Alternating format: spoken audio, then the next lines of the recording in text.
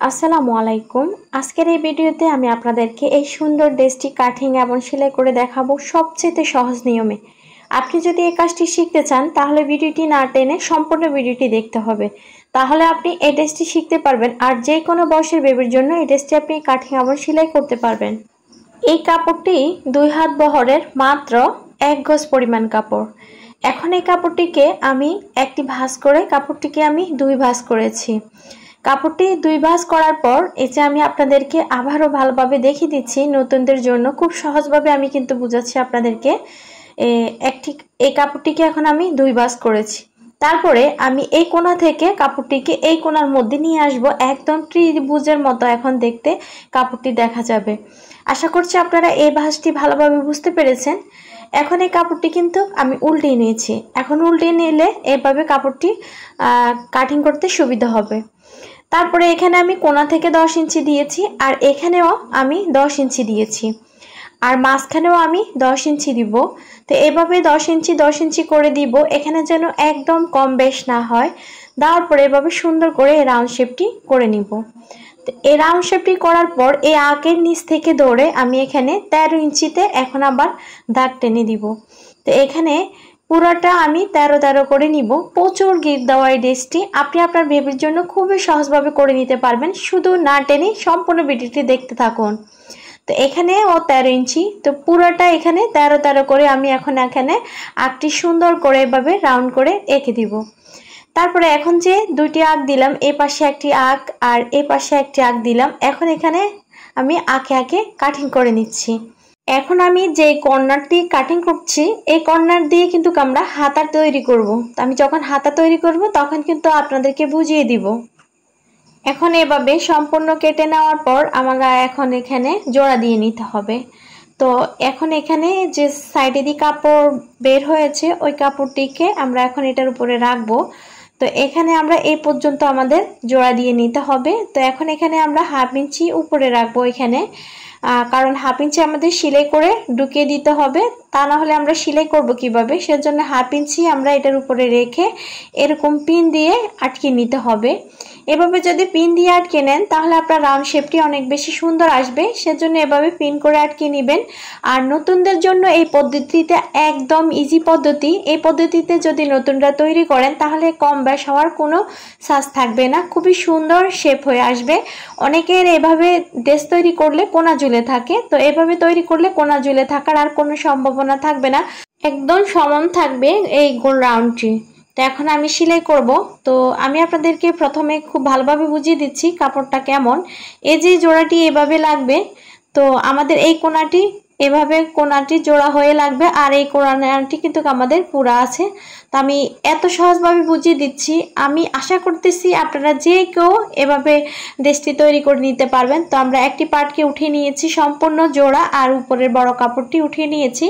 এখন আরেকটি পার্টের মধ্যে আমরা এখন এখানে জোড়াটি জয়েন করব। তো দুটি বাহুর দিকে একসাথে রেখে এখন আমরা 1/2 ইঞ্চি পরিমাণ এভাবে সেলাই করে নিব। তো এখন আমি এই জোড়াটি করে নিচ্ছি 1/2 ইঞ্চি পরিমাণ, এখন এখানে কাপড়টিকে আটকিয়ে নিচ্ছি। তো এখানে আপনারা 2টি সেলাই করে দিবেন। 2টি সেলাই করে দিলে সেলাই খুলে যাওয়ার সম্ভাবনা থাকবে না। অবশ্যই আপনারা এখানে 2টি সেলাই করে কাপড়টি আটকে নেবেন। তো আমিও 2টি সেলাই করে আটকে নিয়েছি। এখন এই কাপড়টিকে এভাবে উল্টিয়ে এভাবে নখের সাহায্যে সুন্দর করে ফিনিশিং করে দিবেন।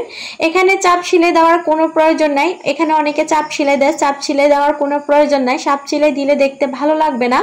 এখানে শুধু কোণাটি আপনারা নখ দিয়ে ফিনিশিং করে দিবেন। তো আরেকটি পাশেও আমরা জয়েন্ট করে নিব ওই কোণাটি। তো দুই পাশে এভাবে আমরা 2টি জোড়া দিয়ে এখানে কোণাটি জয়েন্ট করে তৈরি করে নিলে আমাদের সম্পূর্ণ এখানে কোণাটি তৈরি করা হয়ে যাবে। তো এখন এখানেও আমি সেলাই করে তারপরে 2টি সেলাই করে এখানে এই কর্নারটি জোড়া দিয়ে নিব। তো আশা করছি আপনারা সবাই বুঝতে পেরেছেন। তো এই পাশেও আমি এখানে একদম লাস্ট পর্যন্ত 2টি সেলাই করে আটকে নিব। তো আমাদের এখানে এক পাশ বদ্ধ ছিল, তো আমরা বদ্ধ পাটটি এখন এভাবে কেটে দিব।